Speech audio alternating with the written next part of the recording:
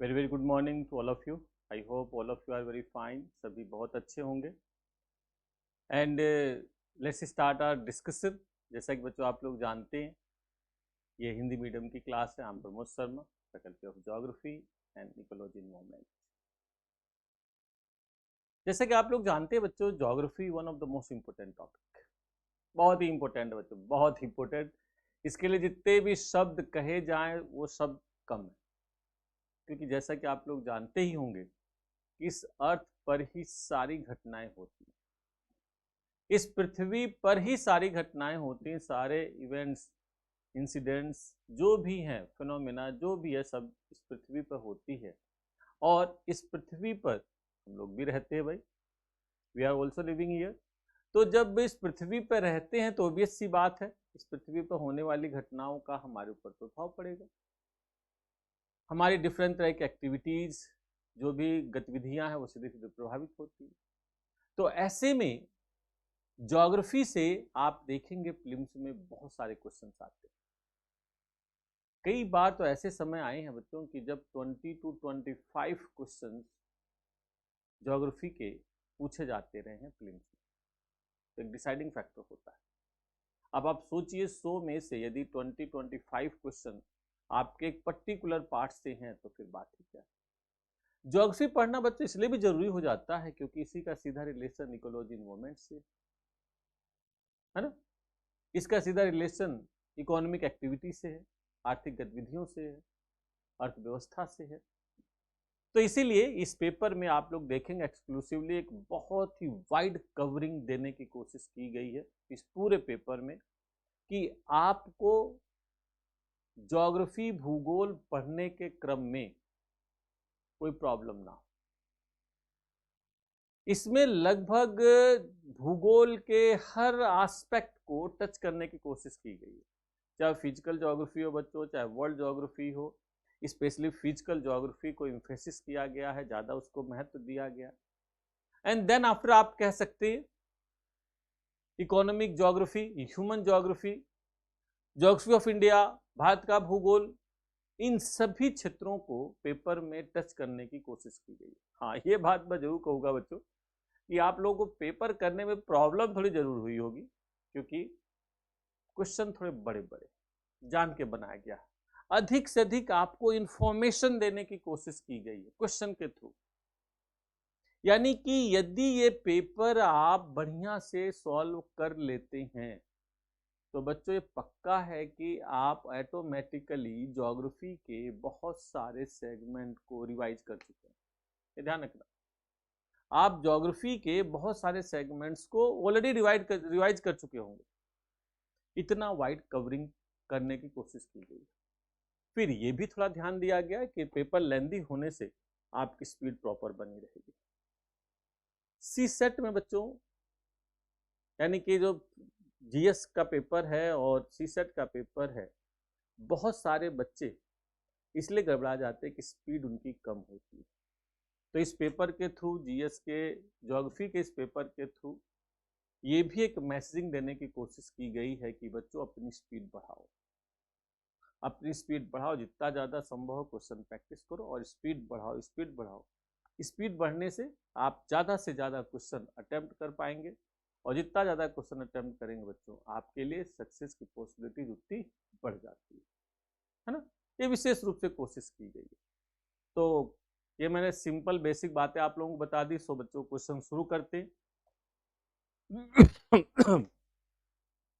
पहला ही क्वेश्चन देखते हैं बच्चों आप लोग। पहला क्वेश्चन देखिए,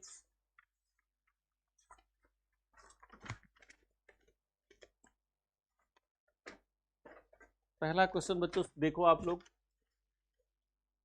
पृथ्वी के वायुमंडल के विकास के संदर्भ में निम्नलिखित कथनों पर विचार कीजिए। जैसा कि आप लोग जानते हैं बच्चों, शुरुआती दौर में हमारी पृथ्वी का जो वायुमंडल बना वो आज जैसा नहीं था, वो कुछ और तरह का था। और वन बाय वन, एक के बाद एक के बाद एक, उसमें बहुत सारी क्रिया प्रतिक्रिया होती रही बच्चों, एक्शन रिएक्शंस होते रहे, और परिणाम स्वरूप आज की डेट में जो हमारा वायुमंडल बना है इस दशा में पहुंचा है, जो सभी जीव जंतुओं के वृद्धि एवं विकास के लिए, उनकी उत्पत्ति के लिए कह सकते हैं सहायक है, उनके वृद्धि विकास में सहायक है और जीवन योग्य परिस्थितियां बनाता है। ये बड़ी खास बात है। यानी कि एक लंबे समय तक क्रिया प्रतिक्रिया हुई तब हमारा वायुमंडल बना। तो उसी से संबंधित प्रश्न यहाँ पर पूछा गया। हाइड्रोजन और हीलियम से समृद्ध आदिम वायुमंडल मुख्य रूप से तीव्र सौर पवनों का नष्ट हो गया था। कैसे? जो शुरुआती दौर में बना, तो जो सूर्य की हीट निकली बच्चों, जिसकी वजह से वो बदल गया, वो बाहर निकल गया, यानी कि जो हीलियम और हाइड्रोजन प्रधान था वो बदल गया बच्चों। फिर दूसरा इसमें डी गैसिंग, यानी कि गैस उत्सर्जन की क्रिया ने प्रारंभिक वायुमंडल में मुक्त ऑक्सीजन की महत्वपूर्ण मात्रा में योगदान दिया। ऐसा नहीं बच्चों, ऑक्सीजन काफी बाद में बना। ठीक है। महासागरों का निर्माण पृथ्वी के प्रारंभिक निर्माण के लगभग 500 मिलियन वर्ष बाद हुआ। ऊपर दिए गए कथनों में से कितने सही हैं?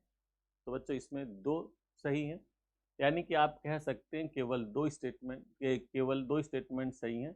एक तो पहला सही है और दूसरा सही है, बाकी जो यहाँ पर बीच में नंबर 2 है वो गलत है। तो इस तरह से आपका आंसर इस पर बी हो जाएगा।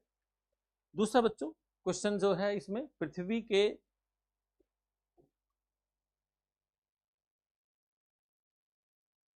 दूसरा क्वेश्चन, पृथ्वी का आंतरिक भाग और भूकंपित रंगों के संबंध में निम्नलिखित युग्मों पर विचार कीजिए। जैसा कि आप लोग जानते हैं पृथ्वी का आंतरिक संरचना को समझने में भूकंपित रंगों का बहुत योगदान है। और भूकंपित रंगे आप लोग जानते होंगे, जब भी भूकंप उत्पन्न होता है तो उस दौरान 3 तरह की तरंगे उत्पन्न होती है। उन तरंगों के नेचर को जरूर जानिए। सिज्मोग्राफ या सिज्मोलॉजी जो एक पूरा विज्ञान है भूकंप से संबंधित, उसको बच्चों जरूर जानिए आप। वहां से प्रश्न जोड़ के अक्सर पूछा जाता है और वही जानने के यहाँ पर प्रयास किया गया आपसे कि भाई आपने कुछ पढ़ा है कि नहीं। तो इसमें जब हम लोग आगे बढ़ते हैं तो देखिए टर्मोलॉजी में कई सारे टर्मोलॉजी दी हुई है बच्चों। छाया क्षेत्र, वे क्षेत्र जहां सिज्मोग्राफ विशिष्ट भूकंपित रंगों को दर्ज नहीं करते। बात सही है। छाया क्षेत्र एक ऐसा क्षेत्र है जहां पर भूकंपित रंगे दिखाई नहीं देती है।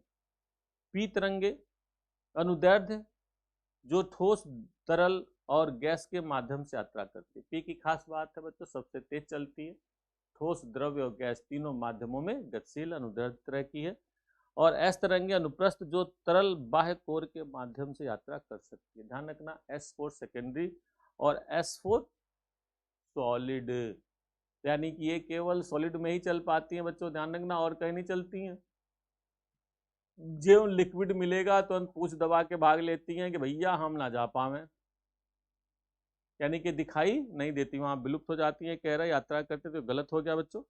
और तीसरा हाइपोसेंटर, पृथ्वी की सतह पर वह बिंदु जो ऊर्जा विमुक्ति के ठीक ऊपर स्थित होता है तो उसे बच्चों ईपी सेंटर कहते हैं। आप लोग जानते होंगे जब भी भूकंप आता है तो जरूर बात होती है कि इसका ईपी सेंटर यह था,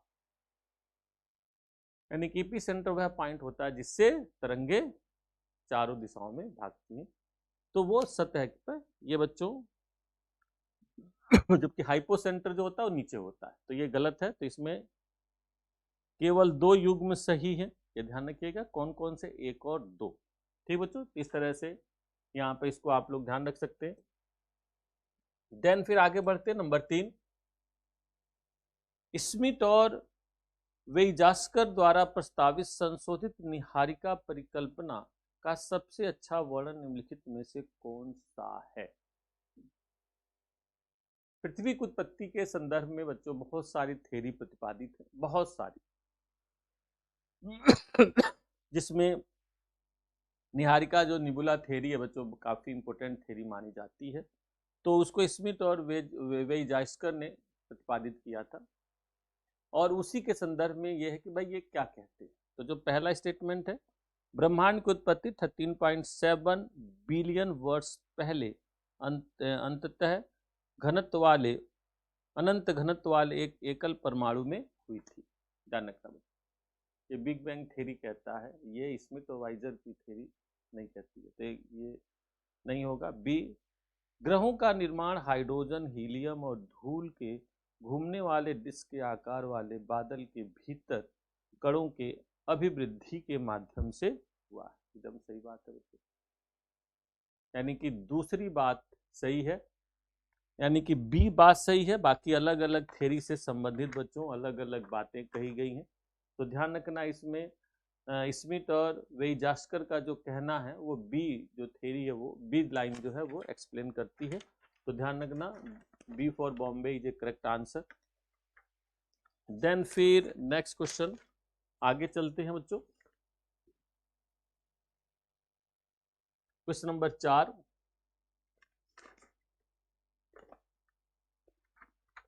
अच्छा हाँ, क्वेश्चन नंबर 4, ज्वालामुखी शिलाकृतियों के संदर्भ में निम्नलिखित कथनों पर विचार कीजिए।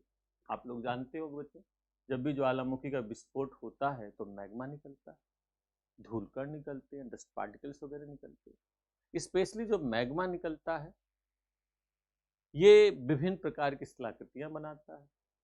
और ये भी आप लोग जानते होंगे कि ज्वालामुखी जब भी फटती है बच्चों तो कई बार मैग्मा ऊपर आता है और कई बार मैग्मा नीचे ही रह जाता है। कि मैनी टाइम हैपन कि बच्चों हो सकता है मैग्मा सतह के नीचे ही रह जाए, है ना, सतह के नीचे ही रह जाए, जैसे यहाँ से विस्फोट हुआ और मैग्मा यहीं कहीं रह गया, है ना। तो मैग्मा जब भी बच्चों मोशन करेगा वो या तो ऊपर आ जाए या नीचे, कहीं पर भी बाद में तो ठंडा होगा वो धीरे धीरे। तो जब भी ठंडा होता है तो विभिन्न प्रकार की शिलाकृतियां बनाता है। इस शिलाकृतियों से रिलेटेड क्वेश्चन आपके प्रीलिम्स में अक्सर पूछे जाते हैं। ध्यान रखना, जो शिलाकृतियां सतह के नीचे बनती हैं उसे इंट्रूसिव या अभ्यांतरिक शिलाकृति बोलते हैं। इंट्रूसिव यानी अभ्यांतरिक, और जो ऊपर होता बोली शिलाकृति बोली जाती है बच्चों एक्सट्रूसिव। बाह्य शिलाकृति बोली जाती है एक्सट्रूसिव। तो दो तरह की बनती है। इंट्रूसिव के संदर्भ में यहाँ पे स्पेशली बात हुई है कि बैथोलिथ बड़े गुंबद के आकार के अंतर्वेदी पिंड हैं जो मैग्मा कक्षों के ठंडे हुए हिस्सों का अंतर्वेदी पिंड है, हिस्सों का प्रतिनिधित्व करते हैं। यस, ध्यान रखिएगा बच्चों, batholith, phacolith, lopolith, sill, sheet, dyke, stack, ये जो शिलाकृतियां हैं सभी क्या है, अभ्यांतरिक है, यानी कि सतह के नीचे बनती है। और उसी में सबसे नीचे बैथो मीन्स गहरा, लिथ मीन्स पत्थर, यानी ऐसा पत्थर जो सबसे गहराई में मिलता है, ये यहाँ पे उसी रूप में कहा गया। तो बात सही है। शील्ड ज्वालामुखी मुख्य रूप से अत्यधिक विस्कस यानी चिपचिपे एंडीसाइटिक लावा से बने होते हैं जो उन्हें सबसे अधिक विस्फोटक बनाते हैं। ऐसा नहीं है बच्चों, इसमें ज़्यादा ऐसा विस्फोटक नहीं देखा जाता, इसमें बल्कि कम चिपचिपा होता है, दूर तक फैलता है। देन बच्चों दूसरा है, भारत में Deccan trap flood basalt province का एक प्रमुख उदाहरण। यस, फ्लड बेसाल्ट प्रोविंस का मतलब जहाँ मैग्मा बहुत बड़े एरिया में फैल गया, जहाँ मैग्मा बहुत बड़े एरिया में फैल गया, उस रूप में इसको कहा जा सकता है। तो ये तो बात सही है बच्चों। फिर लैकोलिथ तस्तरी के आकार के अंतर्भेदी पिंड जो कमजोर क्षैतिज तलों के साथ विकसित होते हैं, बल्कि ये बच्चों जो है आपका सील, ठीक है, तो इसको सील कहते हैं। तो इसमें दो स्टेटमेंट सही है, पहला और तीसरा, यानी कि answer B is a correct answer. याद रहेगा बच्चों, इसमें जो है आंसर बी यानी कि पहला स्टेटमेंट सही है और तीसरा स्टेटमेंट सही है, बाकी दोनों स्टेटमेंट गलत हैं, इसको ध्यान रखिएगा। फिर क्वेश्चन नंबर 5,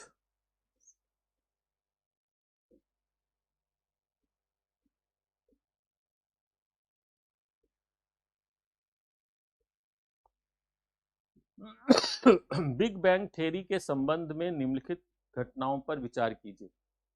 पहले परमाणुओं का निर्माण, ब्रह्मांड प्रकाश के लिए पारदर्शी हो जाता है, फिर प्रारंभिक विलक्षणता सिंगुलैरिटी विस्फोट, और बच्चों 1 सेकंड के अंशों के भीतर तीव्र विस्तार। ये 4 घटनाएं बिग बैंग थ्योरी के संदर्भ में कही गई। लेमेटियर ने ये थ्योरी दी थी, बच्चों ध्यान रखना। लेमेटियर एक बहुत बड़े पादरी थे, डच पादरी थे, उन्होंने ये थ्योरी दी थी, तो आज की डेट में काफ़ी मान्य कही जा सकती है। स्टेप क्या क्या होता है इसमें, कौन कौन से स्टेप से पूरी घटना घटित होती है, उसी को यहाँ पर वो किया गया कि उपरोक्त घटनाओं का सही कालानुक्रम निम्नलिखित में से कौन सा है, ये ध्यान रखना बच्चों। तो इसमें सबसे पहले होता है बच्चों, इसका आंसर ए होगा, ध्यान रखिएगा, A is a correct answer, is a correct answer. सबसे पहले बच्चों नंबर 3 की घटना घटेगी, फिर उसके बाद यहाँ पे नंबर 4 एक प्रारंभिक अंशों के भीतर तीव्र विस्तार, और फिर नंबर 1 पहले परमाणु का निर्माण, और फिर लास्ट में बच्चों आपका ब्रह्मांड विकास के पारदर्शी हो जाता है। तो इस तरह से आप लोग इसका आंसर ए याद रखिएगा, ये इम्पोर्टेंट है। देन फिर बच्चों आगे बढ़ते हैं हम लोग, काफी लंबी जर्नी है। पृथ्वी की संरचना के संबंध में निम्नलिखित तथ्यों पर विचार कीजिए। महाद्वीपीय क्रस्ट महासागरीय क्रस्ट की तुलना में पतला है लेकिन भंगुर ब्रिटल है। ध्यान देना बच्चों। एस्थेनोस्फीयर जो ऊपरी मेंटल में स्थित है, मैग्मा का प्राथमिक स्रोत है। क्रस्ट और मेंटल के बीच की सीमा को मोहो असंबद्धता, मोहो डिस्कॉन्टिन्यूटी कहते हैं। एंड देन पृथ्वी का कोर नंबर 4 मुख्य रूप से निकिल और लोहे का बना हुआ है। ऊपर दिए गए कथनों में कितने सही, कुल कितने सही हैं बच्चों, ध्यान रखना। ये नया पैटर्न क्वेश्चन का इंट्रोड्यूस हुआ है, काफ़ी बच्चे इसमें दुर्घटना ग्रसित हो जा रहे हैं, तो वर्ड पे ध्यान रखना, कुल कितने सही हैं या कौन कौन सा सही है, दोनों अलग अलग बातें याद रहेगा बच्चों। तो यहाँ पर जब बात आती है तो महाद्वीपीय क्रस्ट महासागरीय क्रस्ट की तुलना में पतला है, पतला नहीं बच्चों, ज़्यादा थिक है, यानी कि ये गलत स्टेटमेंट है। एस्ट्रोस्फीयर जो ऊपरी मेंटल में स्थित मैग्मा का, ठीक बात है। क्रस्ट और मेंटल के बीच मोह, क्रस्ट और मेंटल में बच्चों एकदम सही बात है, मोह संबद्धता है। और फिर पृथ्वी का कोर जो है निफे, बिल्कुल सही बात, यानी कि 3 स्टेटमेंट सही हैं बच्चों, ध्यान रखना।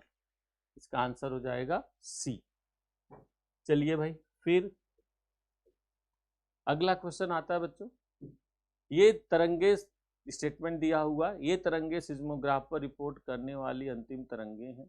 ये सतह के साथ चलती और भूकंप के दौरान सबसे महत्वपूर्ण संरचनात्मक क्षति के लिए उत्तरदायी हैं। इस तरंग का वर्णन किया जा रहा है। जैसा कि आप लोग जानते हैं 3 तरह की तरंगे निकलती हैं, यानी कि पी वेव, एस वेव और एल वेव या सरफेशियल वेव। ये इसमें देखो हिंट इसने दे दिया है, रिपोर्ट करने वाली अंतिम तरंगे, ये सबसे चूंकि धीमे चलती हैं बच्चों तो सबसे बाद में पहुंचती हैं, परंतु एनर्जी बहुत ज़्यादा होती है तो सबसे विनाशक होती है, तो इन्हें विनाशक तरंगे भी कहते हैं। तो यहाँ पर जब बात होती है बच्चों तो धरातलीय तरंगे, सरफेशियल वेव्स, पी तरंगे, एस तरंगे बिल्कुल नहीं है दोनों, इधर ये ज़्यादा इतनी क्षति नहीं पहुंचाती। ध्यान रखना, सबसे पहले पी वेव पहुंचती है, परंतु सबसे बाद में सरफेशियल वेव यानी धरातलीय तरंगे पहुंचती हैं। एल वेव भी कहते हैं बच्चों, लव या रेलाइट वेव्स, ठीक है। तो ये सब इससे रिलेटेड बातें ध्यान रखना, ये अक्सर पूछा जाता है, इसलिए क्वेश्चन स्पेशली जोड़ा गया है। जीवन की उत्पत्ति और स्थल मंडल के विकास के संदर्भ में निम्नलिखित पर विचार कीजिए। 8वां क्वेश्चन है। 8वां क्वेश्चन बच्चों, जीवन की उत्पत्ति और स्थल के विकास के संदर्भ में निम्नलिखित पर विचार कीजिए। विभेदीकरण, डिफरेंशिएशन वह प्रक्रिया है जहां लोहे जैसे भारी पदार्थ केंद्र की ओर चले गए जबकि हल्के पदार्थ सतह की ओर आ गए। माना जाता है कि पृथ्वी पर जीवन की उत्पत्ति लगभग 3800 मिलियन वर्ष पहले रासायनिक विकास के माध्यम से हुई थी। फिर प्रकाश संश्लेषक जीव महासागरों में प्रवास करने से पहले वायुमंडल में दिखाई दिए। सोचिए, पहले जीव पानी में पैदा हुआ था, है ना। यूपीएससी में जैसे क्वेश्चन बनते उसी तरह से बच्चों क्वेश्चन बनाने की कोशिश की गई कि बड़ा थोड़ा सा ट्विस्ट कर दो। यदि आप कंसेप्चुअल क्लियर नहीं है, यदि आप पढ़ते समय एकदम केयरफुल नहीं है, तो सावधानी हटी दुर्घटना घटी वाली बात यहाँ पे अप्लाई होती है। तो पहला स्टेटमेंट बच्चों एकदम सही है, केंद्र की ओर चले गए। इसीलिए देखोगे आप पृथ्वी के आंतरिक भाग में यानी कि कोर में निफे यानी कि निकिल और फेरस मिलता भारी पदार्थ जिससे स्टेबिलिटी बनी हुई है। और दूसरा भी सही है, तीसरा गलत है। पानी में ही बच्चों सबसे पहले जीव देखे गए। साइनोबैक्टीरियम अन्य कई तरह के जो सूक्ष्म जीव हैं वो सभी पानी में ही, पानी से कहीं पर गए, है ना। पानी से बच्चों अन्य या वायुमंडल या स्थल पर गए, इस वायुमंडल से नहीं पानी में गए। तो ये स्टेटमेंट गलत हो गया। तो इसमें जो आंसर होगा बच्चों 1 और 2 होगा, ध्यान रखिएगा, ठीक है। ए इज ए करेक्ट आंसर। बाकी और डिटेल सब आप देखोगे हमारे उस पर साइट पर मिलेगा सारा, हमने बहुत डिटेल भी बच्चों वहाँ पे लिखा हुआ। तो मैं यहाँ बेसिक सब चीज़ें डिस्कस कर दे रहा हूँ, और भी डिटेल चाहते हो तो वहाँ पे हमारे साइट पे जाइए, सब डिटेल वहाँ पे दिया हुआ है, ठीक है। Then question number 9, question number 9, Alfred Wegener के महाद्वीपीय विस्थापन सिद्धांत के समर्थन में साक्ष्यों के संबंध में निम्नलिखित कथनों पर विचार कीजिए। बुलार्ड्स फिट ने वर्तमान समुद्र तल पर तटरेखा का उपयोग करके अटलांटिक किनारों के जिक्सा फिट को मैच किया। भारत, अफ्रीका और अंटार्कटिका में गोंडवाना टिलाइट उपस्थिति साझा प्राचीन जलवायु का प्रमाण प्रदान करती है। फिर बच्चों घाना फेल्सपर स्वर्ण निक्षेप ब्राजील पठार में स्थित स्रोत चट्टानों से जुड़े हुए हैं, बात सही है। मेसोसॉरस के जीवाश्म जो दक्षिण अफ्रीका और ब्राजील में पाए जाते हैं गहरे समुद्र में तैरने के अनुकूल एक सरीसृप के हैं। ये बच्चों ध्यान रखना। उत्तर में दिए गए कुल कितने सही हैं? तो बच्चों इसका 2 स्टेटमेंट सही हैं, एक तो दूसरा और तीसरा। बुलार्ड फिट ने वर्तमान समुद्र पर तटरेखा, बच्चों बुलार्ड फिट ने कंप्यूटर से, ये बड़े फेमस स्कॉलर थे, इन्होंने कंप्यूटर से चीज़ों को समझाने का प्रयास किया। जिक्सा फिट वाली बात वैगनर बोलता है, तो ये पहला स्टेटमेंट गलत हो जाता है। भारत और अफ्रीका में गोंडवाना टीलाइट एकदम सही बात है, और घाना के प्लेसर जो स्वर्ण निक्षेप हैं ये भी बात एकदम सही बच्चों। तीसरा, मेसोसोरस जीवाश्म जो दक्षिण अफ्रीका के ब्राजील में पाए जाते गहरे समुद्र में तैरने के अनुकूल, गहरे समुद्र में नहीं बच्चों, सरफेस पर। देखिए कैसे थोड़ा थोड़ा क्वेश्चन घुमा दिया जाता है और उसी में बच्चे अक्सर फंस जाते। हमें बच्चों बस ध्यान रखना, सावधानी हटी दुर्घटना घटी, तो हर समय हमें एक्टिव रहना है। याद रहेगा बच्चों, हमें हर समय एक्टिव रहना, ये बात आपको ध्यान रखना। तो इसका आंसर होगा B4 बॉम्बे, यानी कि 2 स्टेटमेंट सही। चलिए बच्चों, देन निम्नलिखित के क्वेश्चन नंबर 10 देखते हैं। निम्नलिखित में से किन अवलोकनों ने हैरी हेस के सागर अधस्तल प्रसरण परिकल्पना प्रस्तावित करने के लिए प्रेरित किया? ये सब तो जानते होंगे। हैरी हेस एक बड़े फेमस स्कॉलर थे जिन्होंने महाद्वीपीय विस्थापन सिद्धांत को पुनः स्थापित कराने में बड़ी महत्वपूर्ण भूमिका निभाई, है ना। और इन्हीं की बदौलत यह थ्योरी फिर से रिस्टैब्लिश हुई और अगली थ्योरी प्लेट टेक्टोनिक थ्योरी पैदा हुई। तो एक बीच की ट्रेडिशनल थ्योरी है, सिद्धांत है, जो बहुत ही महत्वपूर्ण है। देखो लिखते हैं हैरी हेस के संदर्भ में क्या, महासागरीय क्रस्ट की चट्टानें महाद्वीपीय चट्टानों की तुलना में काफ़ी छोटी हैं, जिनमें से कोई भी 200 मिलियन वर्ष से अधिक पुरानी नहीं है। फिर मध्य महासागरीय कटकों के शिखर से समान दूरी पर स्थित चट्टानें चुंबकीय ध्रुवता और रासायनिक संरचना में उल्लेखनीय समानताएं रखती हैं। फिर बच्चों समुद्र तल पर अवसाद की परत अप्रत्याशित रूप से मोटी है, जो अरब वर्षों के संचय को दर्शाती है। तो यही देखो, सावधानी हटी, ध्यान रखिएगा। मध्य महासागरीय तटों के साथ उथले केंद्र वाले भूकंप आम हैं, जबकि गहरी खाइयों में गहरे केंद्र वाले भूकंप आते हैं। ये बात तो सही है। स्टेटमेंट 3 पे ध्यान दो बच्चों। कह रहा है कि सेडिमेंट्स की परत अप्रत्याशित रूप से मोटी होती है। ऐसा नहीं होता, अप्रत्याशित रूप से मोटी नहीं बल्कि पतली है, बहुत पतली। इसका मतलब क्या है भाई, कुछ चीज हाल फिलहाल बनी है, तो उसी बेस पर। तो इसमें बी आंसर है 1, 2 और 4। 1, 2 और 4 बच्चों, ये सही आंसर है। और बाकी आप समझ सकते हैं इसमें 3 जो है गलत है, बाकी तीनों बाकी और जो 3 स्टेटमेंट है वो सही है। तो इस तरह से आप लोग इसको ध्यान रख सकते हैं। देन फिर बच्चों 11 नंबर, प्लेट टेक्टोनिक थ्योरी, जैसा कि हम लोग कह ही रहे हैं भाई, नई थ्योरी आई प्लेट टेक्टोनिक 1960s में, जिसमें बहुत सारे स्कॉलर्स थे, टूजो विल्सन, WJ मॉर्गन, डेविस और आर्थर होम्स, बहुत सारे विद्वानों ने मिलकर, सभी प्रिंसटन यूनिवर्सिटी के ये विद्वान थे, इन्होंने मिलकर ये थ्योरी प्रतिपादित की।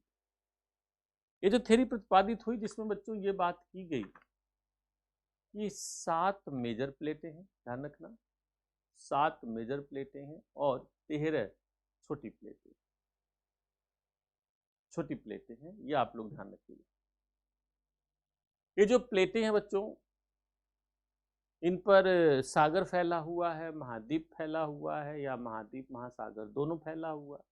तो जिन पर सागर ही सागर फैला हुआ है वो सागरी प्लेट कहलाती हैं, जैसे प्रशांत प्लेट। जिन पर महाद्वीप यानी अधिकांश भाग महाद्वीप के रूप में फैला हुआ है, जैसे यूरेशियन प्लेट, अंटार्कटिका प्लेट। तो ऐसी बहुत सारी प्लेट है जिस पर दोनों फैला हुआ है बच्चों, जैसे इंडियन ऑस्ट्रेलियन प्लेट, इस पर महाद्वीप भी मिलेगा, महासागर भी मिलेगा। तो आप लोग इन सबको ध्यान रखिएगा। फिर छोटी प्लेटें, जो छोटी प्लेटें बच्चों, जैसे Nazca plate, Cocos plate, Juan de Fuca plate, है ना, Scotia plate, Arabian plate, Somalian plate, Carolina plate, Japan plate, Philippines plate, बहुत सारी प्लेटें हैं। इन सभी को आप लोग एक बार देख लीजिएगा। इनकी लोकेशन देखो, पूछा गया।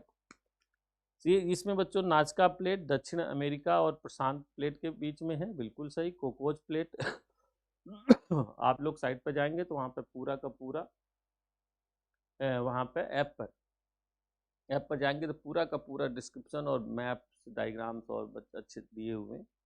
तो इन सबको आप लोग ध्यान रखिएगा।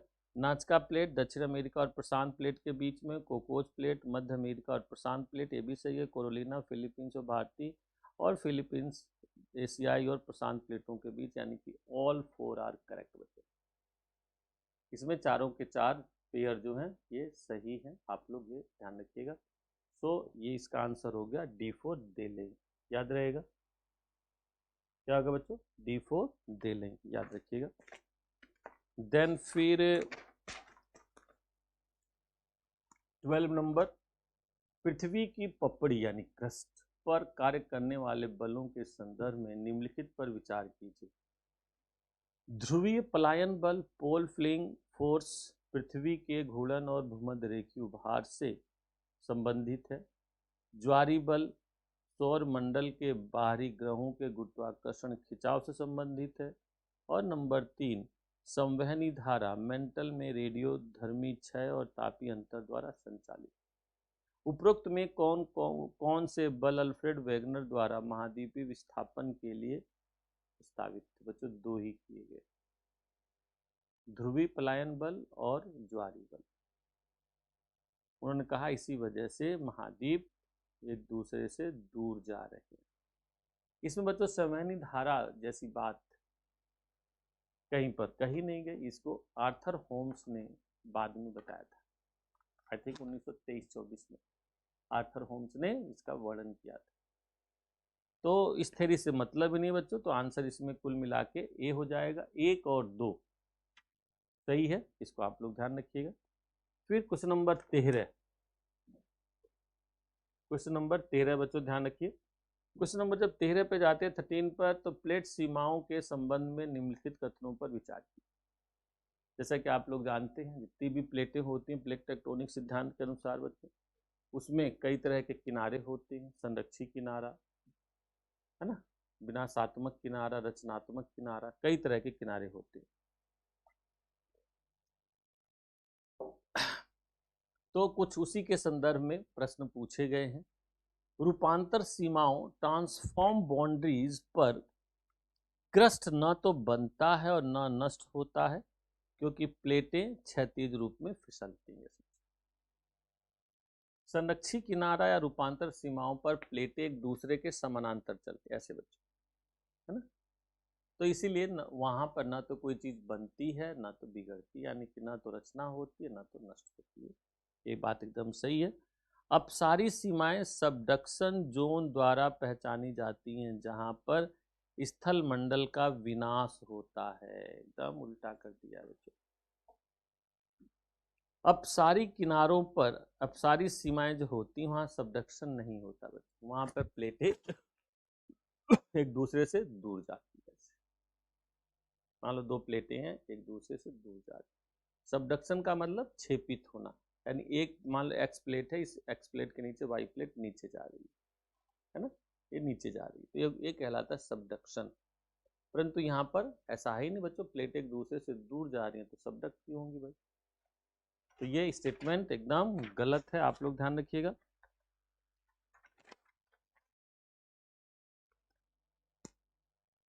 मध्यम अटलांटिक कटक अभिसारी सीमाओं का एक उदाहरण। नहीं बच्चों, अभिसारी का मतलब होता है जब प्लेटें एक दूसरे के नजदीक आती हैं। अभिसरित मतलब मिलना, यानी देखो दूर है तो धीरे धीरे नजदीक आ रही है। ठीक है, तो ये हो गया अभिसरित। तो इस तरह से इसको आप लोग ध्यान रख सकते हैं। यहाँ क्या कह रहा है, एक मध्य अटलांटिक के सहारे, यहाँ पर तो बच्चों प्लेटें एक दूसरे से दूर जा रही हैं, तो जब प्लेटें दूर जाती तो अभिसरित बोली जाती है, ये बात ध्यान रखना। तो ये भी गलत हो गया बच्चों। हिमालय पर्वत महाद्वीप महाद्वीप अभिसरण का परिणाम है, बिल्कुल सही बात है। यूरेशियन प्लेट इंडियन प्लेट से, दोनों महाद्वीपीय प्लेटें हैं, दोनों टकरा रही।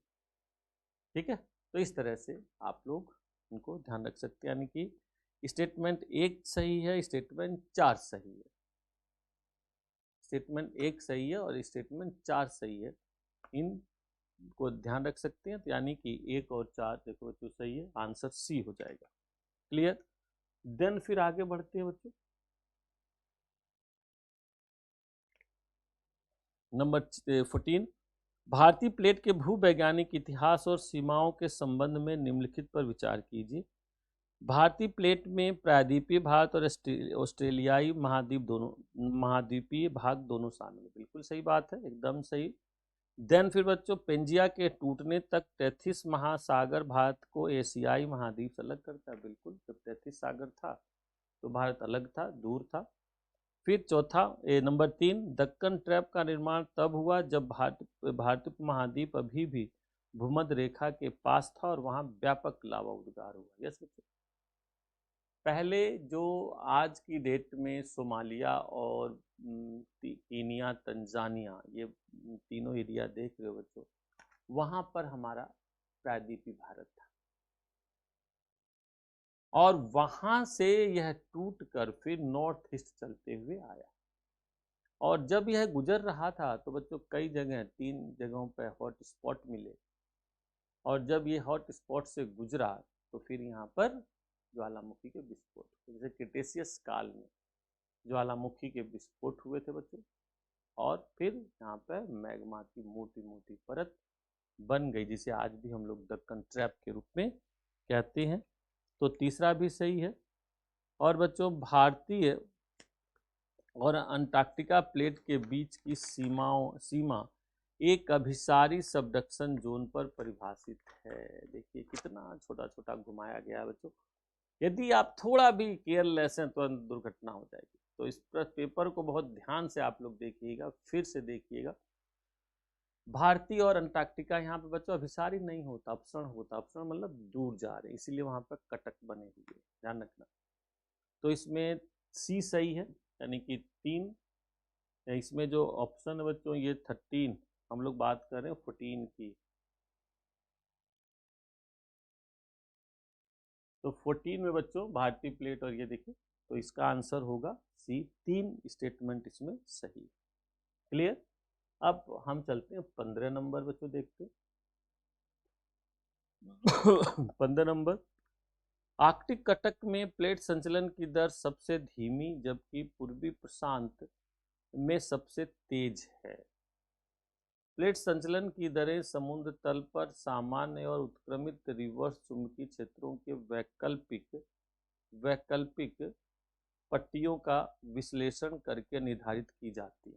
जैसे बच्चों समझने वाली बात है, आर्कटिक प्लेट में प्लेट संचलन की दर सबसे धीमी, एकदम सही बात है ना, सबसे धीमी है, जबकि दूसरी प्रशांत उपहार में सबसे तेज है, ये भी बात एकदम सही है बच्चों। 15 नंबर इसका आंसर ए होगा, यानी कि एक्सप्लेन करेगा। आप देखेंगे जो आर्कटिक प्लेट, इसको थोड़ा सा फैक्ट नोट करा दूं आप लोगों को, जो बच्चों आर्कटिक का किनारा, आर्कटिक प्लेट का संचलन है, इसकी 2.5 सेंटीमीटर पर ईयर की स्पीड है, उससे भी थोड़ी कम ही है। और दूसरा जो है वो है ये पूर्वी प्रशांत उपहार, यहाँ पर बच्चों आपको 15 सेंटीमीटर पर ईयर से भी अधिक, यानी कि यहाँ पे स्पीड सबसे ज़्यादा है, तो ये एकदम सही है। प्लेट संचलन की दरें समुद्र तल पर सामान्य और उत्क्रमित चुंबकीय क्षेत्रों की वैकल्पिक पट्टियों का विश्लेषण करके निर्धारित की जाती है। मैग्नेटिज्म का क्या पोजीशन है, लोकेशन है, एक जटिल अपने आप में कैलकुलेशन है, उसके बेस पर फिर वो सारी चीज़ें निर्धारित होती है। इसका आंसर होगा बच्चों ए। ठीक है, 15 का क्या आंसर है, ए, यानी कि कथन 1 और कथन 2 दोनों सही हैं, और कथन 2 कथन 1 की सही व्याख्या करता है। फिर क्वेश्चन नंबर आ गया बच्चों 16।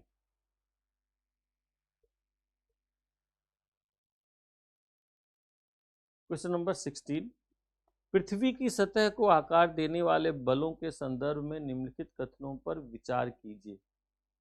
स्टेटमेंट 1, अंतर्जनित इंडोजेनेटिक बल मुख्य रूप से भूमि का क्षय करने वाले लैंड बियरिंग होते हैं, जबकि बहिर्जात बल भूमि का निर्माण करने वाले होते हैं। उल्टा कर दिया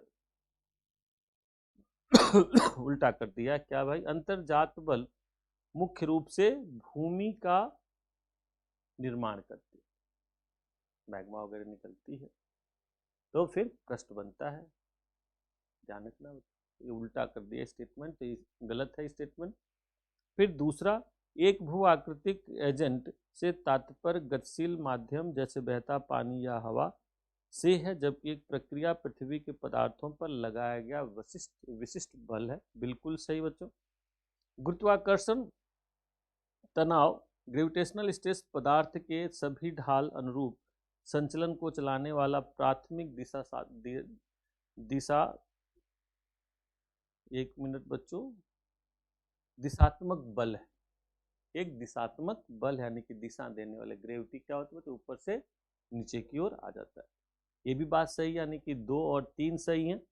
पटल विरूपण और ज्वालामुखी क्रिया को बहिर्जनित भू आकृतिक प्रक्रियाओं के रूप में वर्गीकृत किया गया है। सोचो बच्चों, ऐसा है क्या? तो सोचो, इसका आंसर, इसका तो चौथा एकदम गलत है, यानी कि statement 1 and statement 4 2 are wrong and 2 and 3 जो हैं ये सही, ये दोनों सही हैं बच्चों। तो इसमें पूछ रहा कुल कितने सही हैं, तो केवल 2 सही हैं, आप लोग ध्यान रख सकते हैं।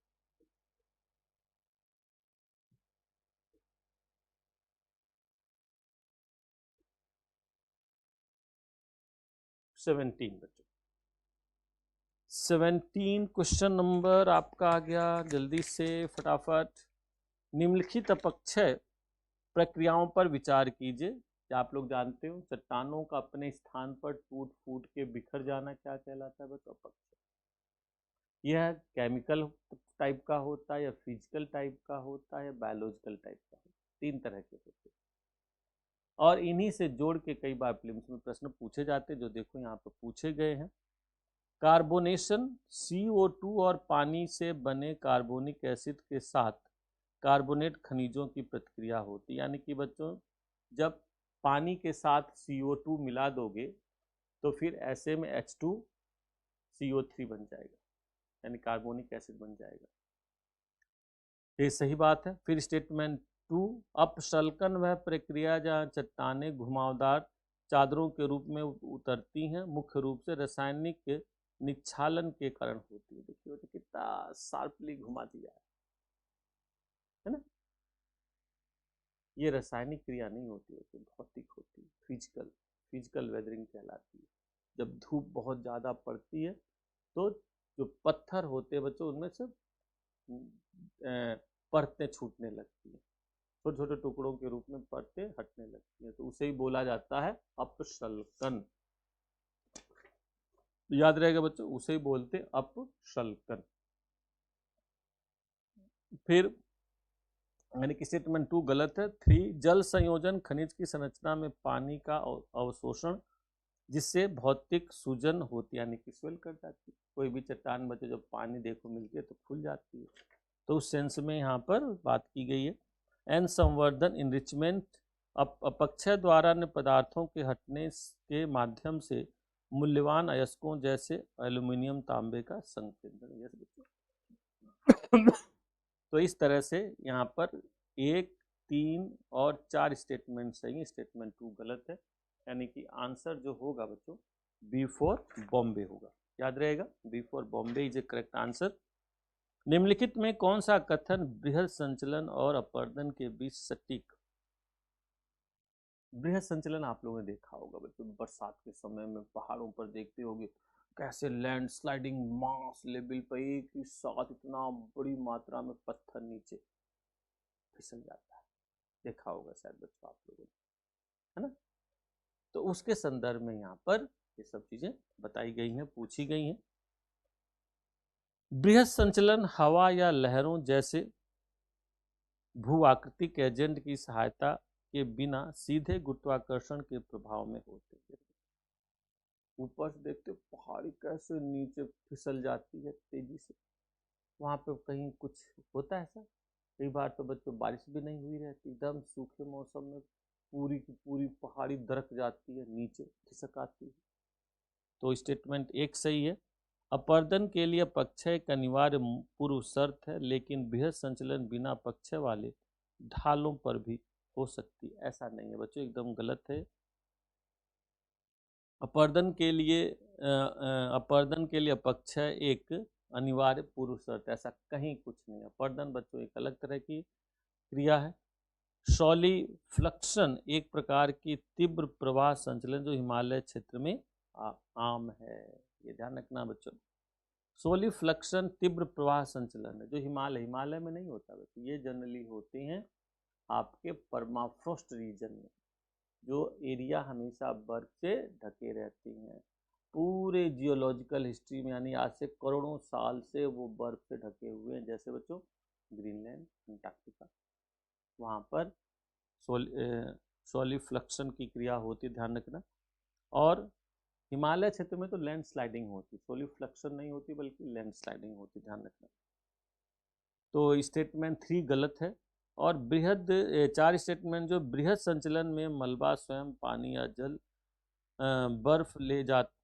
या बर्फ जल ले जा सकता, लेकिन पानी या बर्फ मलबे को नहीं, ये भी सही है बच्चों। तो इस तरह से केवल 1 और 4 सही है और बाकी 2 और 3 गलत है बच्चों। तो इसका आंसर हो जाएगा आपका 1 और 4 में कौन कौन से होंगे? एक, अच्छा ये 3 हो गया ना, ये 3 हो गया बच्चों। तो ये वाला 1 और 4 यहाँ पे देखो सी आंसर होगा, सी आंसर होगा, आप लोग ध्यान रखिएगा। देन फिर बच्चों आगे बढ़ते हम लोग। थोड़ी सी खांसी हो गई, सॉरी। अब बच्चों 18 देखते, 19। आजकल ये नया क्वेश्चन बच्चों न्यू पैटर्न आया हुआ है पिछले 2 सालों से, बड़ा खतरनाक पैटर्न है। तो इस तरह से आप लोग इस क्वेश्चन को जरूर करिए, इसलिए स्पेशली दिया गया आपके पेपर में कि बच्चे अलर्ट रहें भाई ऐसे के लिए। मृदा निर्माण कारकों के संबंध में निम्नलिखित युग्मों पर विचार कीजिए। जनक सामग्री, सक्रिय वर्गीकरण, प्रभाव, भूमिका। तो सक्रिय कारक बच्चों, जनक सामग्री सक्रिय कारक नहीं, एक तरह से निष्क्रिय कारक। नंबर 2 जलवायु सक्रिय कारक। यस, जलवायु सीधे सीधे बच्चों मृदा के निर्माण में महत्वपूर्ण भूमिका निभाती है, तो आप लोग ध्यान रखना। फिर स्थलाकृति निष्क्रिय कारक नहीं, ये सक्रिय कारक है बच्चों। ढाल जितनी ज्यादा होगी उतना ही मिट्टी की परत पतली होगी, ध्यान रखना। फिर कह रहा जैविक गतिविधि निष्क्रिय कारक, निष्क्रिय नहीं बच्चों, सक्रिय एक्टिव फैक्टर है, क्योंकि जहां पर जितनी ज्यादा आप देखेंगे जीव जंतु होंगे, मिट्टी की उर्वरता उतनी सीधे सीधे प्रभावित होती है। तो इसमें 2 युग्म सही हैं, 2 और 3 सही हैं बच्चों, 1 और 4 गलत है, ध्यान रखिएगा। तो B is a correct answer. ठीक बच्चों, B is a correct answer, इसमें ध्यान रखना। फिर आ गया 20 नंबर। 20 नंबर बच्चों, 20 में स्टेटमेंट है बहिर्जनित भू आकृति प्रक्रियाओं की तीव्रता विभिन्न जलवायु क्षेत्रों में भिन्न भिन्न होती है।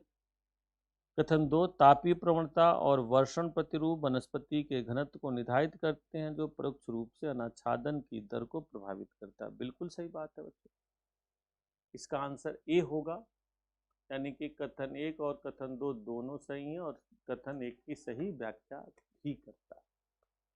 तो ध्यान रखना बच्चों कि किसी भी एरिया में जो बहिर्जात बल है वो अलग अलग होंगे, बारिश अलग अलग होती है, सभी जगह समान बारिश होती है क्या बच्चों? तो जब समान बारिश नहीं होगी तो पेड़ पौधे क्या समान होंगे? नहीं। क्या समान प्रकार की वनस्पति होगी? नहीं, अलग अलग होंगे। तो इस तरह से आप कह सकते हैं कि कथन 1 और कथन 2 दोनों एक दूसरे से जुड़े हुए हैं और व्याख्या भी करते हैं, तो इसको आप लोग ध्यान रखिएगा बच्चों। देन फिर आते हैं हम लोग 21 नंबर। 21 नंबर बहते जल द्वारा निर्मित अपरदनात्मक और निक्षेपण भू आकृतियों के संदर्भ में निम्नलिखित कथनों पर विचार कीजिए। पोर्टहोल्स चट्टानी नदी तलों पर बनने वाले गोलाकार गर्त हैं जो मुख्य रूप से चूना पत्थर के रासायनिक घोल द्वारा बनते हैं। ठीक है बच्चों, तो ये यहाँ पर ध्यान रखना, रासायनिक घोल द्वारा बनते हैं, यही गलत हो गया। ये फिजिकल फिनोमेना है बच्चों, वो उसको काटते हैं, ग्राइंडिंग करते हैं, एक तरह से काट के रिप्लेस कर देते हैं। तो इसको आप लोग ध्यान रख सकते हो, पहला गलत हो गया स्टेटमेंट। फिर दूसरा नदी की युवावस्था में लंबवत कटान प्रमुख है जिसमें वी आकार की घाटियों और जलप्रपातों का निर्माण होता है। ये संकरी वी आकार की घाटी ये सही है। प्राकृतिक तटबंध विसर्प मोड़ के अंदर की ओर पाए जाने वाले निक्षेपण लक्षण जबकि पॉइंट बार नदी के किनारों के साथ पाए जाते हैं, ऐसा नहीं है बच्चों। स्टेटमेंट 3 एकदम गलत है। गंभीरित विसर्प इंसाइज्ड मियांडर कठोर चट्टानों में तीव्र ढालों वाले धाराओं में ऊर्ध्वाधर अपरदन के कारण बनते हैं, यानी कि आप ये कह सकते हैं इसमें 2 स्टेटमेंट सही है बच्चों। इसमें पहला स्टेटमेंट और तीसरा स्टेटमेंट गलत है, परंतु statement 2 and statement 4 is correct, तो इसको ध्यान रखिएगा। अब देन आते हैं 22 नंबर। 22 नंबर बच्चों, निम्नलिखित में कौन सा कथन हिमनद और कास्ट स्थलाकृति की भूआकृतिक विशेषताओं का सटीक वर्णन? यस बच्चों, ये भी एक इंटरेस्टिंग बात आपको बता दूं, इससे रिलेटेड प्रश्न खूब पूछे जाते हैं, एक तरफ बल और एक तरफ उनसे बनने वाली स्थलाकृतियां। तो इस चैप्टर को बच्चों आप लोग थोड़ा ध्यान दीजिएगा, यहाँ से प्रश्न प्राय पूछे जाते हैं। इस पेपर में बच्चों हमने विशेष रूप से ध्यान दिया है कि एक एक एरिया को जरूर टच किया जाए जहां से प्रश्न पूछे जाते हैं, जहां फ्रिक्वेंटली क्वेश्चंस होते हैं, यानी फास्ट आस्किंग एरिया होता है, तो आपको वहां से प्रश्न मिलेंगे। तो इस पूरे पेपर को बहुत ध्यान देना, कंसंट्रेट करना है। देन फिर आप देखोगे नंबर 22 में बच्चों, क्वेश्चन नंबर 22 देखिए।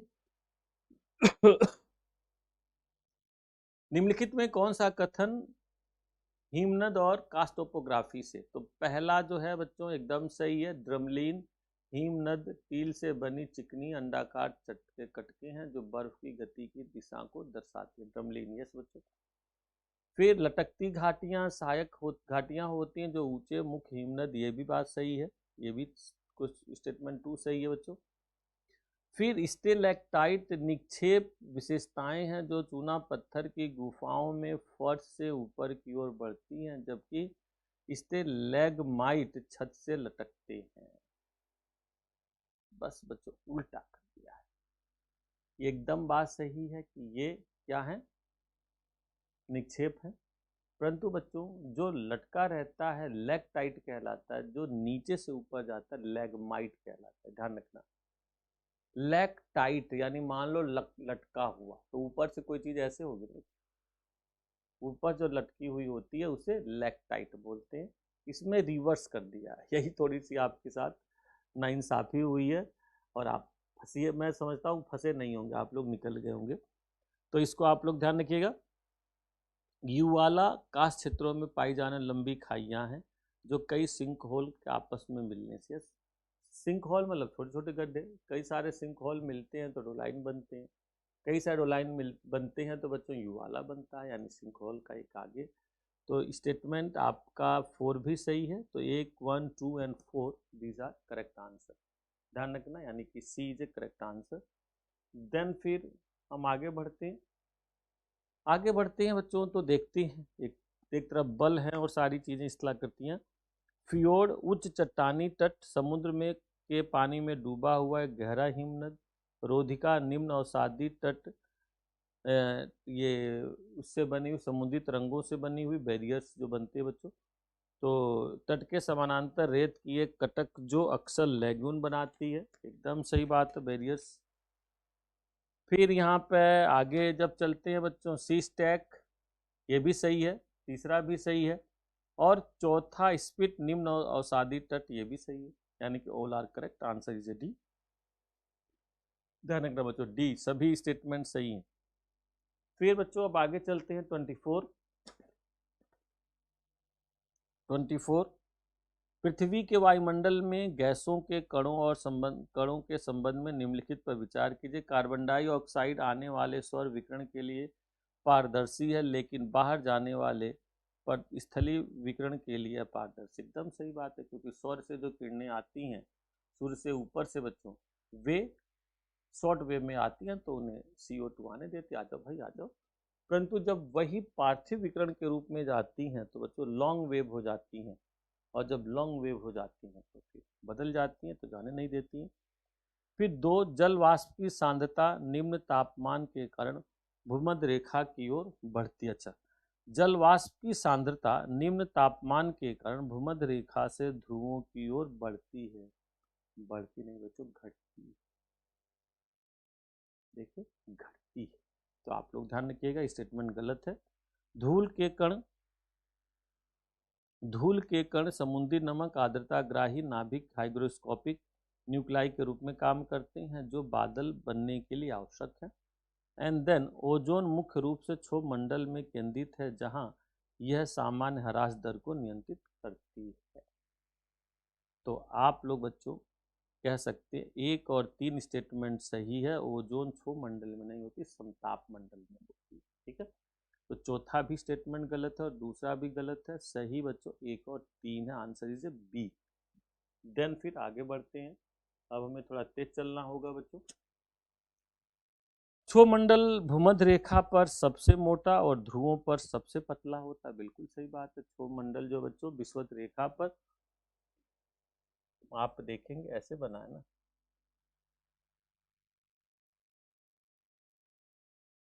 ऐसे बच्चों। तो क्षोभमंडल जो है देखो, यहाँ पे विषुवत रेखा है, इक्वेटर, यहाँ पे ज्यादा थिकनेस है, यानी कि लगभग 20 किलोमीटर तक होती है ये, जबकि बच्चों 8 से 9 किलोमीटर तक की होती है। तो एकदम सही बात है। सबसे और भूमध्य रेखा पर तीव्र संवहनी धाराएं चलती, एकदम सही बात। जिसकी वजह से ऊंचाई में अंतर आ जाता है। तो यहाँ पे बच्चों आंसर इज ए, इसका आंसर ए होगा। करेक्ट एक्सप्लेनेशन, एकदम सटीक। देखो समझ धारा चल रही है, तो इसको आप लोग ध्यान रख सकते हैं। देन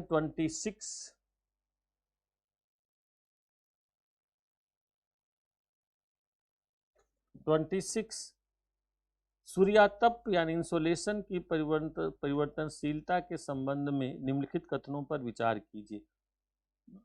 अपसौर पर पृथ्वी सूर्य के सबसे निकट होती है, जिसके परिणाम स्वरूप उत्तरी गोलार्ध की गर्मियों में उच्च वार्षिक सूर्यातप प्राप्त होता है। पृथ्वी के अक्ष का अपने कक्षीय तल के 66.5 डिग्री पर झुकाव सूर्यातप के अक्षांशीय परिवर्तन का एक प्राथमिक कारक है। बिल्कुल सही बात है। उपोष्णकटिबंधीय रेगिस्तान भूमध्य रेखा की तुलना में अधिक सूर्यातप प्राप्त करते हैं, क्योंकि भूमध्य रेखा पर बादलों का पारदर्शिता कम होती है। एकदम सही बात है। क्षोभमंडल में निलंबित कणों द्वारा दृश्य प्रकाश का परिकिरण आकाश के नीले रंग के लिए उत्तरदायी है। इसमें बच्चों ये पहला गलत है और चौथा गलत है। इसमें पहला और चौथा जो है क्वेश्चन गलत है, आप लोग ध्यान रखिएगा। यानी कि अपसौर पर पृथ्वी सूर्य के सबसे निकट होती है, नहीं बच्चों, पेरिहीलियन पर सबसे नजदीक होती है। जैसे मान लो ये सूर्य है, और जैसा कि आप लोग जानते हैं पृथ्वी अंडाकार मार्ग को फॉलो करती है। ये देखिए, ये कहलाता है एपेहीलियन, यानी कि आपका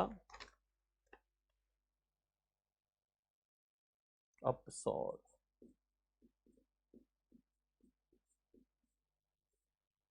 और ये कहलाता है बच्चों पेरिहीलियन।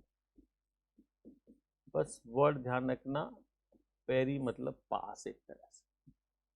ये वाली डिस्टेंस बच्चों 14 पॉइंट